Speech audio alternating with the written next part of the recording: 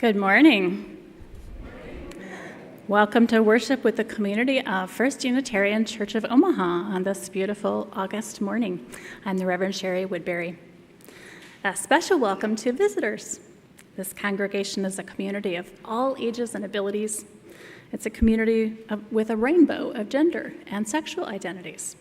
It's a community of diverse cultural and class backgrounds. We draw from many sources of inspiration and share common liberal religious values. Whoever you may be, we welcome you to bring your whole self into this community. Visitors are invited to fill out a visitor form. If you're here in the pews, it is a yellow form in the hymnal racks. If you're online, you'll find a link to an online form below the service description in YouTube. You can check the box if you'd like to be added to our email list to receive the weekly Friday e-blast, which is a good way to learn more about the church and ways that you might like to participate in other activities. And I'd like to invite forward Jean Wagner for a special announcement.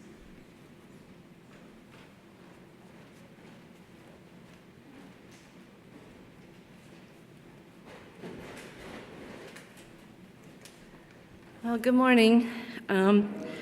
It's that time of year again to buy ads for First UU on KIOS Omaha Public Radio. We do a yearly contract with them to have ads about First UU during most of the prime time programming. And it's a way for us to connect with our greater community. So when you donate, please put KIOS in the memo line of your check or on the envelope in the collection plate, or you can mail it to the church or hand it to me. I'm Jean Wagner. Thanks. Thanks, Jean.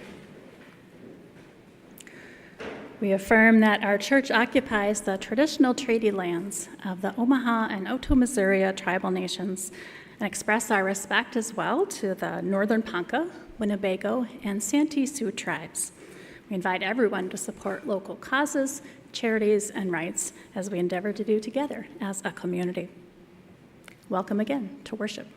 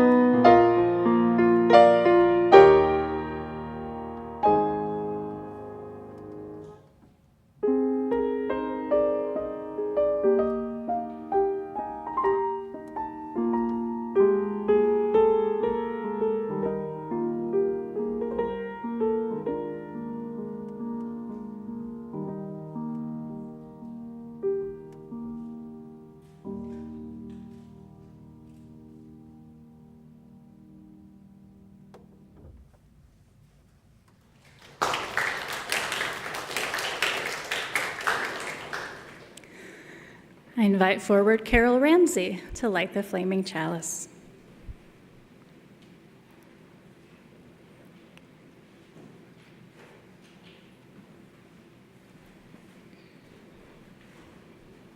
Will you join me in the chalice lighting words? Spark of the Spirit, cupped in earth's embrace, light of love, alive in all creation. As we kindle this flame, we rekindle our connection to the sacred web of life.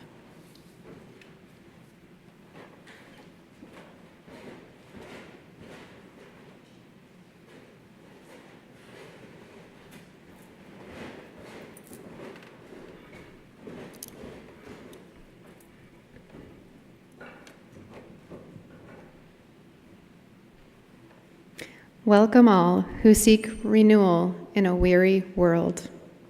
Welcome all who come with love and energy to share. Welcome to those who worry for the future. Welcome each one who is grateful for today. Know that in this place you are not alone. In community, we share our strength with one another, and we keep the flame of love burning bright. Know that in this place responsibility is shared. Here, tradition holds us. Ancestors shine a light from the past. Here, the young lift their bright faces and beckon us onward. Take my hand, and we can go on together.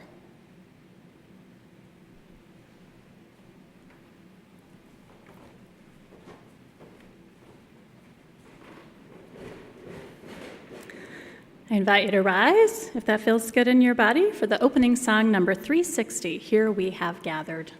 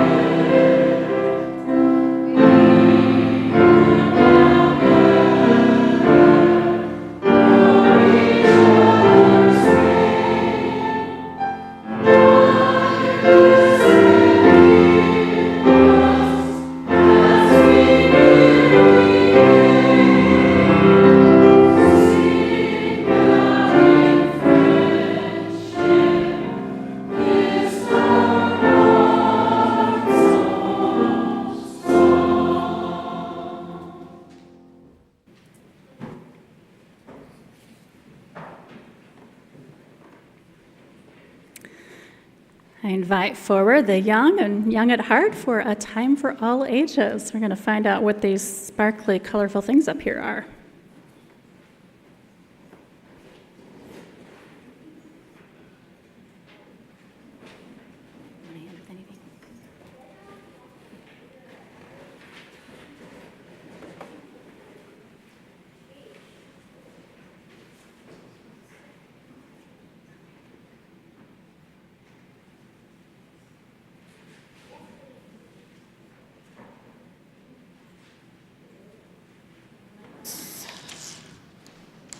If anybody else wants to play with things, you can be young and come forward.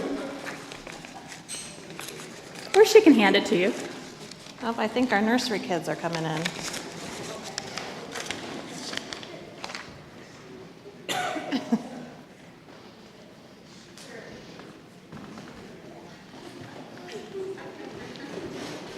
Hey. Hey, guys. You want to come up here and sit with me? I found my parents. You found them. Here, can you give that to him?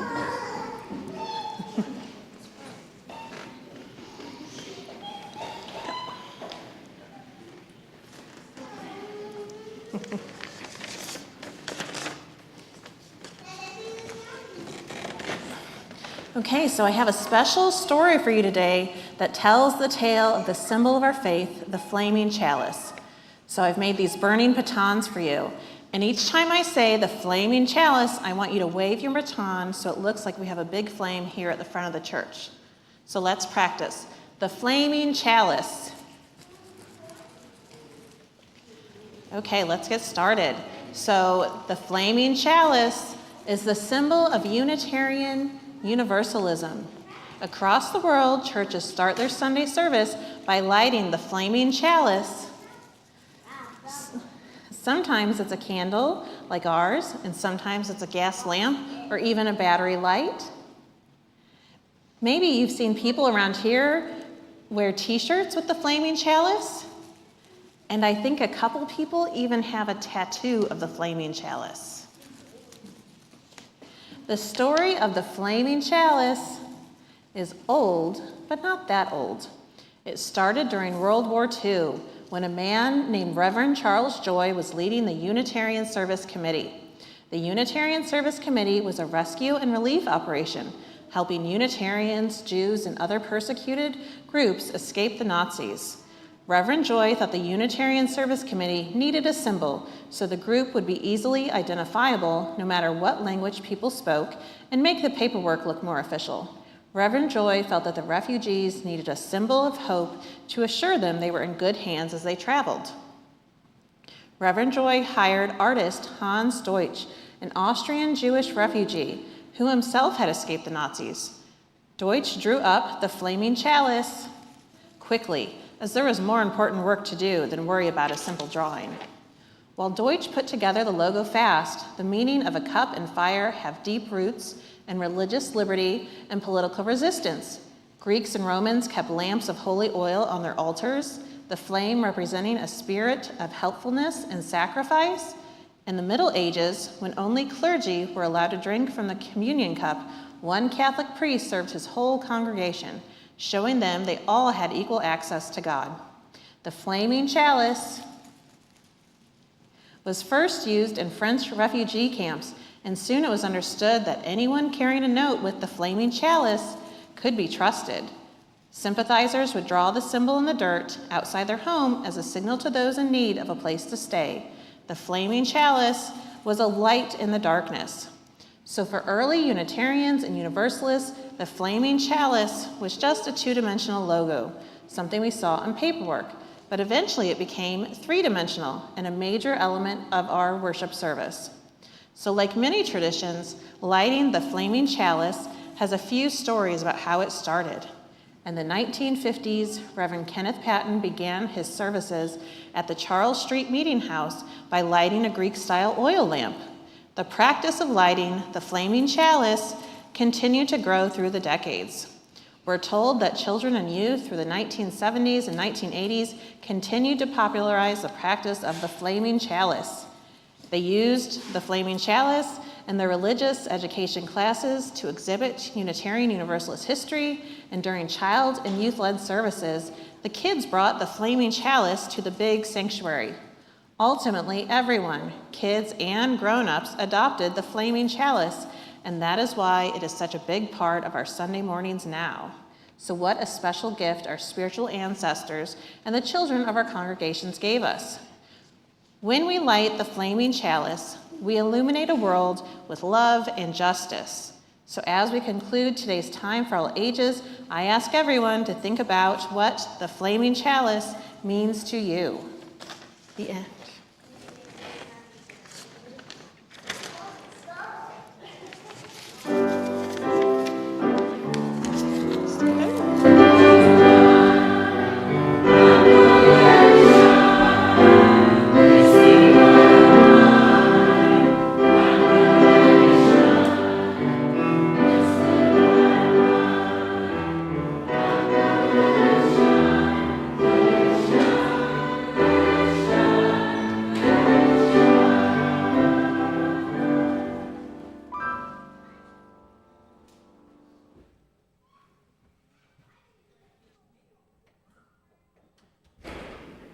Each week, we put into practice our spiritual value of generosity as we take up a community offering. Half of undesignated gifts are donated to a local cause which resonates with Unitarian Universalist values. The other half supports the church's own work. If you're online or prefer to use your smartphone to give, you can use the QR code or link. For the month of August, our Share the Plate recipient is Omaha Together One Community, also sometimes called OTOC for short. OTOC teaches people to be effective leaders, explore their legitimate interests, do solid research, engage in sometimes tough, but always respectful, public discourse, hold public officials accountable, and create positive change through collective action. Omaha Together One Community seeks to connect people across lines that tend to divide them: race and ethnicity, economics, religion, geography, and language.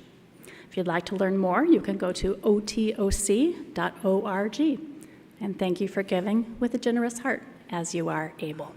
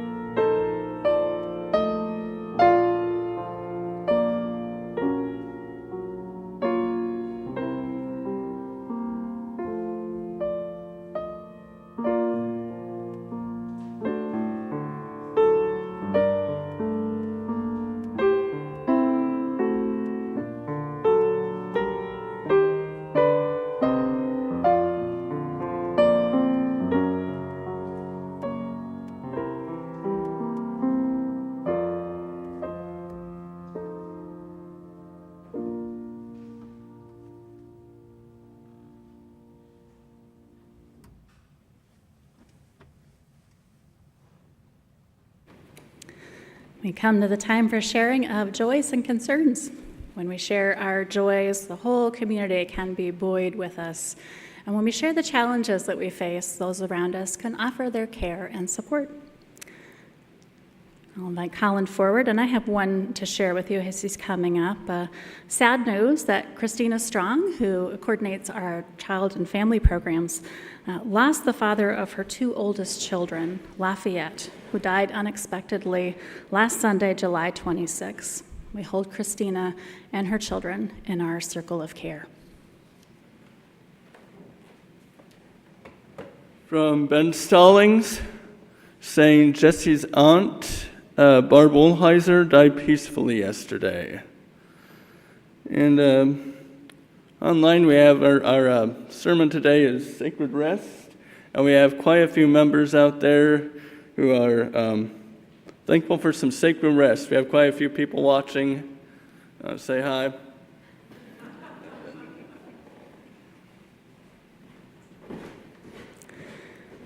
We hold in our community circle of care all of those who are facing challenges or no hardship, even if it's held only in the heart for them. Will you sing with me? Number 352, Find a Stillness.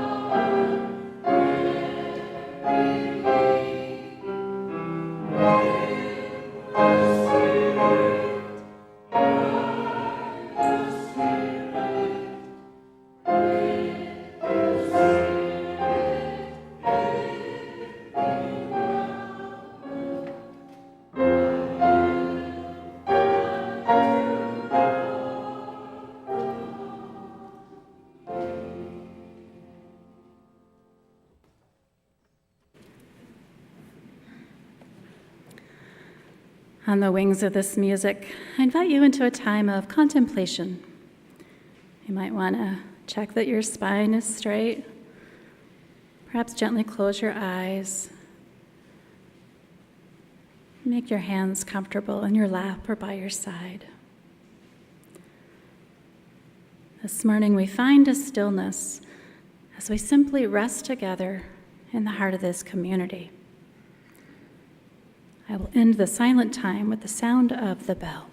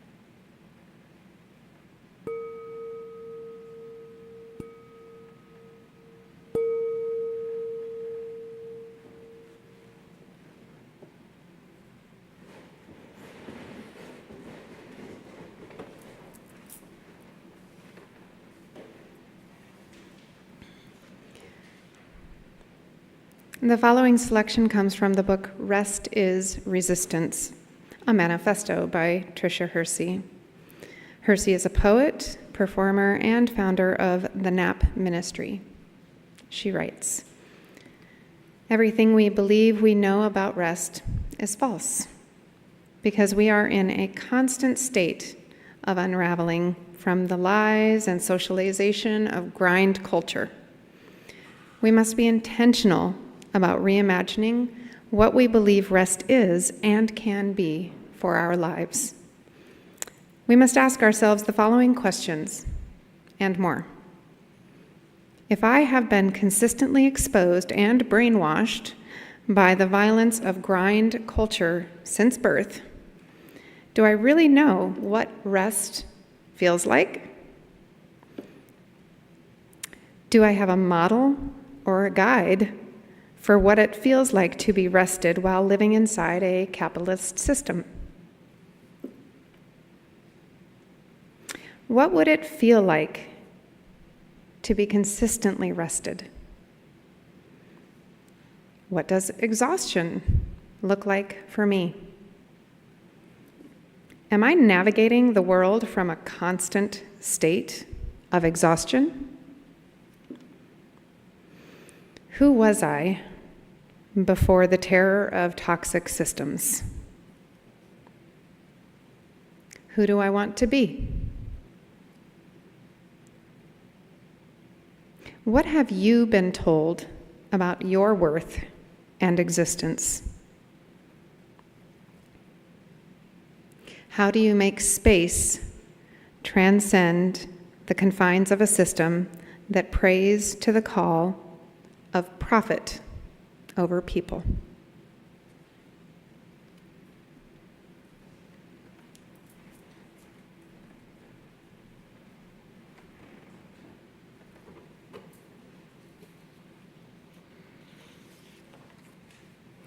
The second reading is titled A Blessing for One Who is Exhausted, from the book To Bless the Space Between Us, published by Doubleday and shared here with permission. This poem comes from Celtic writer John Donahue. When the rhythm of the heart becomes hectic,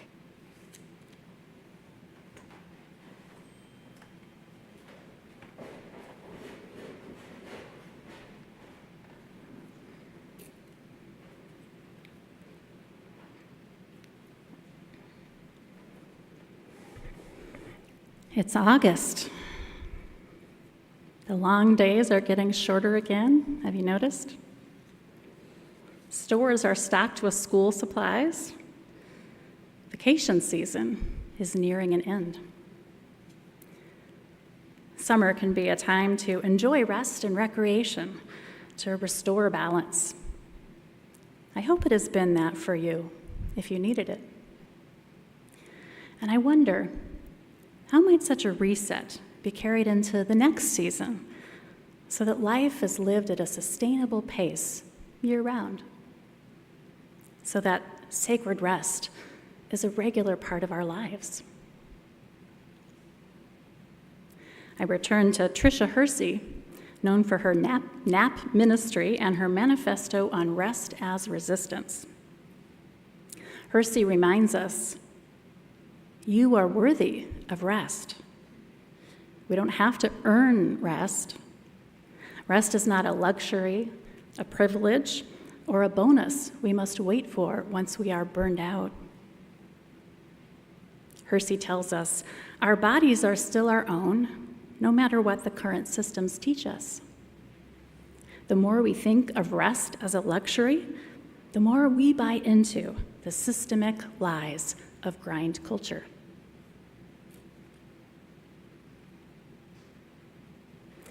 You are worthy of rest. Every time I say that, I invite you to respond with the affirmation, I am worthy of rest. Let's try that. You are worthy of rest.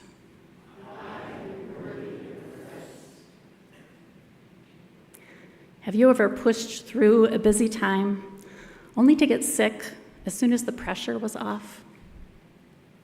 It happens to students after final exams, to hosts after busy holidays with house guests, and to workers after important deadlines have finally been met. The test is over, the guests are gone, the project is finished, and suddenly the body rebels. You wake up with the flu, or perhaps the pain of a chronic condition flares up. It's called the letdown effect. After we get through a stressful period, the body finally objects loudly to the distress it has absorbed in its own language of illness. Now, if we have built rest and renewal into our life, we can handle periods of stress with less likelihood of becoming ill. Maybe you've heard the advice about putting the big rocks in your jar first, those things that are important in life, so that your time does not get filled up with trivialities or whatever other people want you to be doing. Rest, good food, exercise, close relationships, perhaps a spiritual practice. Can we make these among the first rocks we put in the jars of our lives?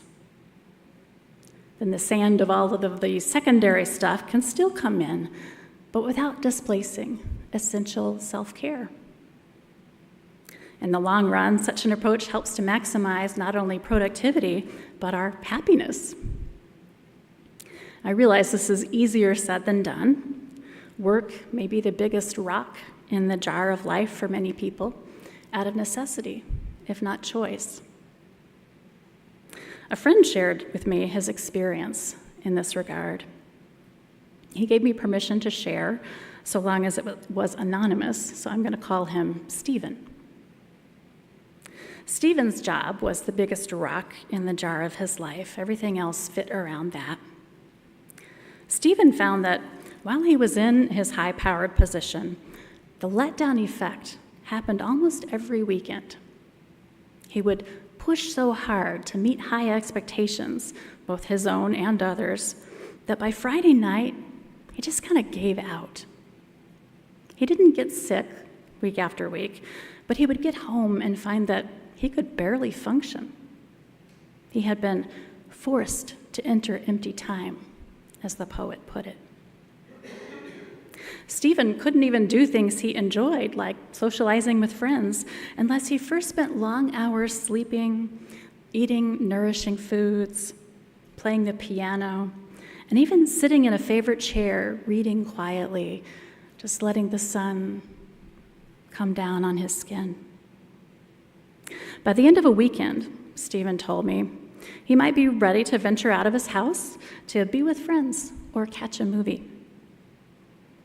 He finally realized it wasn't healthy for him to have such a chronic cycle of overwork, exhaustion, and recovery.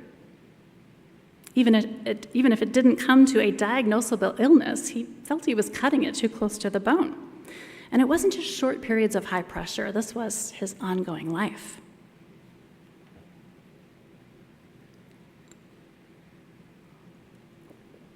I don't think Stephen is alone in this. As Americans, we get so many subtle messages over our lifetimes that our value lies chiefly in our productivity. And being good at what we do can make us feel good about ourselves for other reasons. But even that can be a kind of trap. Writer Kirk Byron Jones describes a phenomenon that can result. He calls it the curse of the competent. Jones is speaking specifically to people in the nonprofit sector, but I think his observations apply to many others too, whether in paid roles or volunteer roles.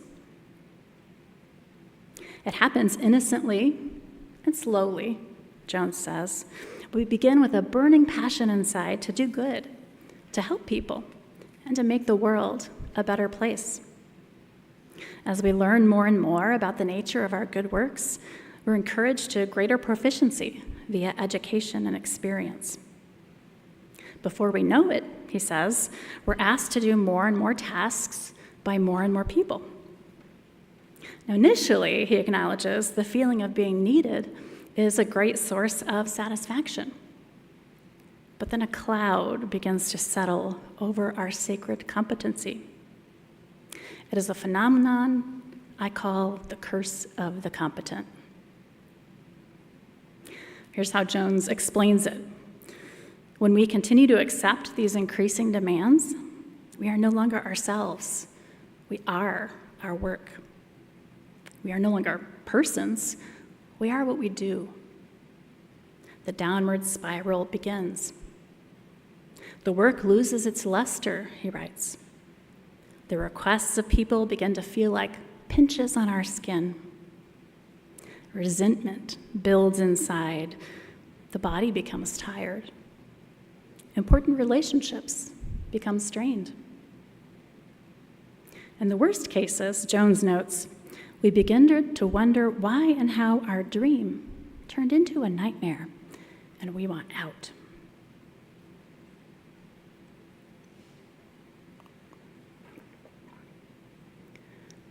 You are worthy of rest.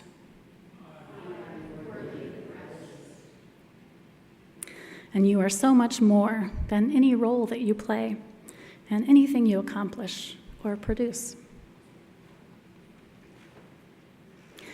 It helps me to remember what I have learned from my role models in my life about rest and renewal. In my family growing up, we often heeded the poet O'Donoghue's advice to take refuge in your senses.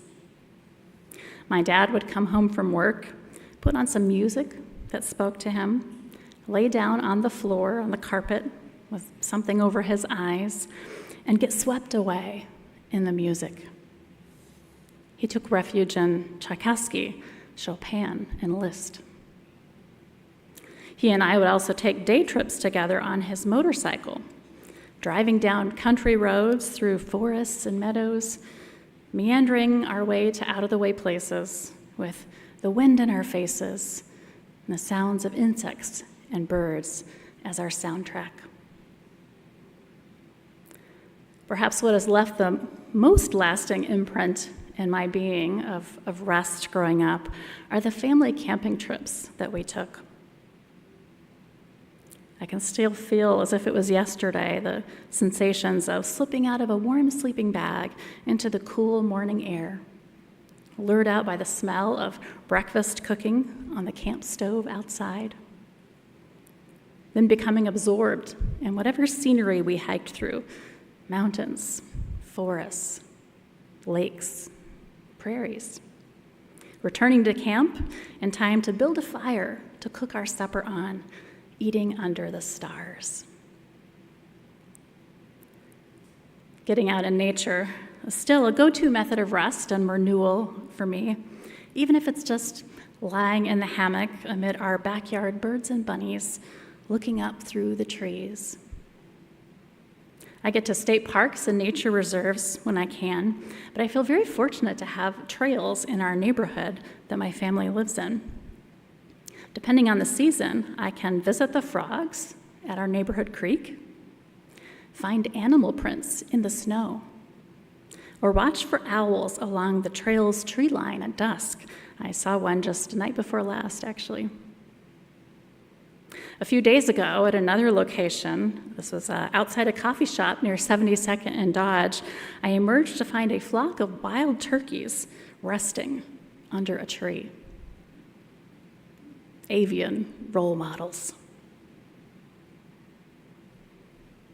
When I commune with water and sky, plants and creatures, I feel connected to everything. I am restored. And I know that I deserve rest just as much as the turkeys and the squirrels and the bunnies do. You are worthy of rest.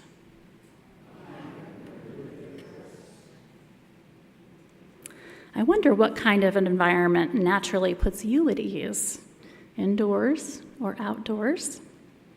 What naturally brings you back to yourself restfully? I invite you to take refuge for a bit right now in the sights and sounds at the edge of a summer lake.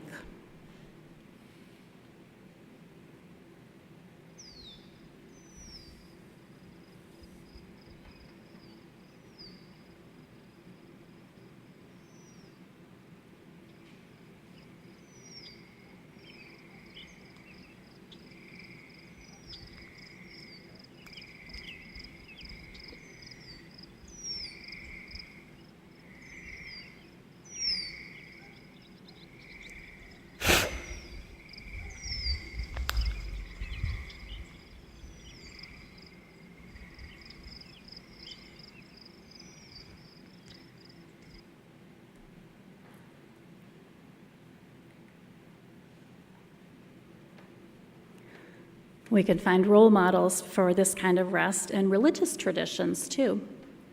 In the Christian tradition, the Gospel of Mark tells of Jesus sending his disciples out among the people.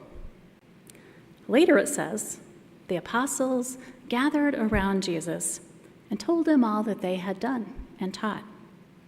He said to them, "Come away to a deserted place, all by yourselves, and rest a while."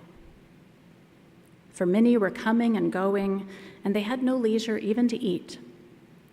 And they went away in the boat to a deserted place by themselves. That's from Mark chapter 6, verses 30 to 31. Several verses later, after presiding over the miracle of the loaves and fishes, as he so often does in the gospel accounts, Jesus himself goes up on a mountain to pray.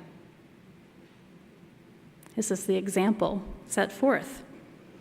After completing their tasks, the spiritual leader and disciples all take time for rest and renewal.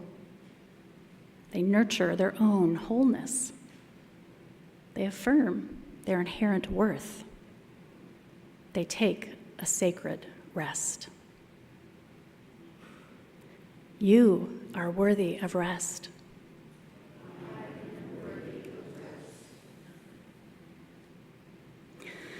Now, when I say rest or self-care, please don't confuse that with the wellness industry.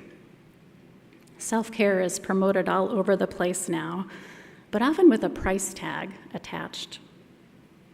I think it's no accident that the United States, with a model of labor rooted in chattel slavery, as Tricia Hersey writes about, and a mythology of people lifting themselves up by their bootstraps, as if everything comes down to individual grit. It's no accident that ours is also the country with the largest wellness economy in the world.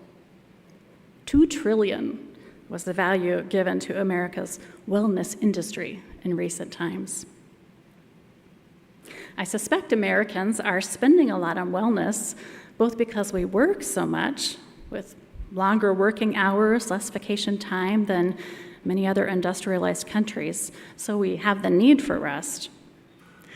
But also I suspect we are spending a lot on wellness because in our society, every problem gets packaged into solutions you have to pay for so someone else can make money on it. Now, there's nothing wrong. Don't get me wrong. There's nothing wrong with taking a yoga class or going for massages. I do that myself. Whatever else you might like to do to support your well-being. But none of that substitutes for addressing the underlying structural and cultural reasons that we are so tired and unwell to begin with. And we can find rest without big outlays of cash. Sacred rest can come in the form of some regular spiritual practice, meditation, prayer, Tai Chi, whatever it is for you. It may look like snuggling your dog or cat or favorite human. It may show up in your life like having a hobby that relaxes you. Gardening, for example. And taking the full amount of time off that you do get in your workplace for renewal. In the passage from Mark, Jesus and the disciples renewed themselves by praying on the mountain or lying still in a deserted place. It can be so simple. Building habits of rest and renewal, incorporating rest into our schedule in mindful ways. You are worthy of rest.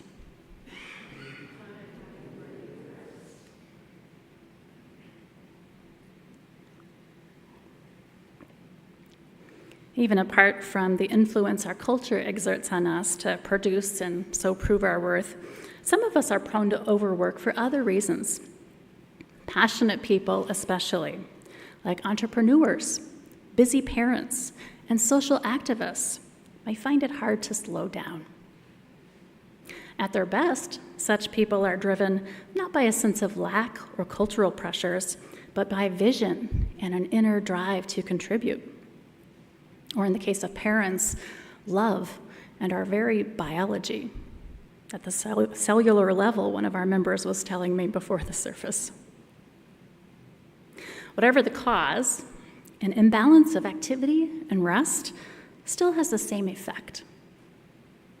And no one is immune to the need for sacred rest. Just the opposite.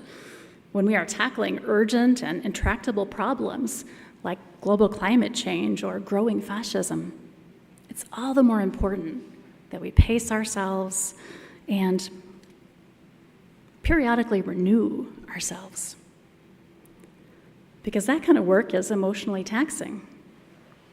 And the systems of extractive capitalism, white Christian nationalism, and all the other isms are deeply entrenched. There won't be any quick fixes.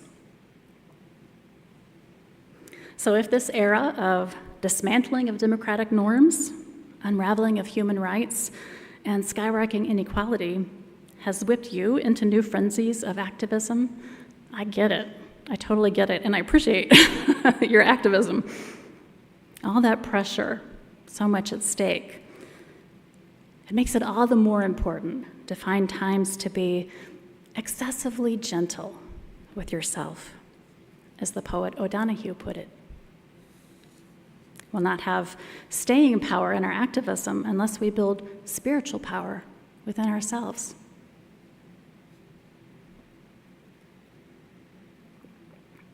One activist, organizer, and Unitarian Universalist I admire is Chris Crass, author of Towards Collective Liberation. Chris has spoken openly of his struggles to balance personal healing with social justice work. He writes, "While I intellectually believed that activists need to find balance, I still felt the drive to keep going, to keep throwing down beyond what was healthy." In a blog interview, Chris shares, "While I was working nationally to build up social justice organizations and support hundreds of new activists, I was also hiding, alone, and scared with chronic anxiety attacks, which had become so acute. I also had moments of suicidal feelings creep in." You are worthy of rest.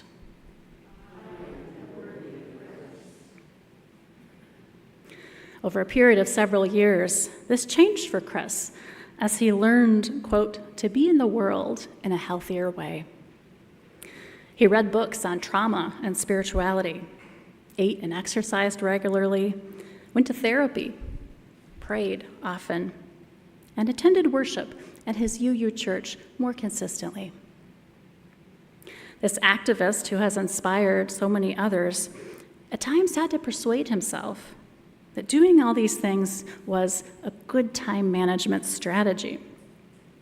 The logic of that being that the panic attacks would take more time than good self-care to prevent them. But here's the conclusion that Chris ultimately came to. I deserve to be whole, healthy, and happy, he said. Not just because of how that will make me more useful, but because we want fully alive people in the world. And I am one of those people. You are worthy of rest.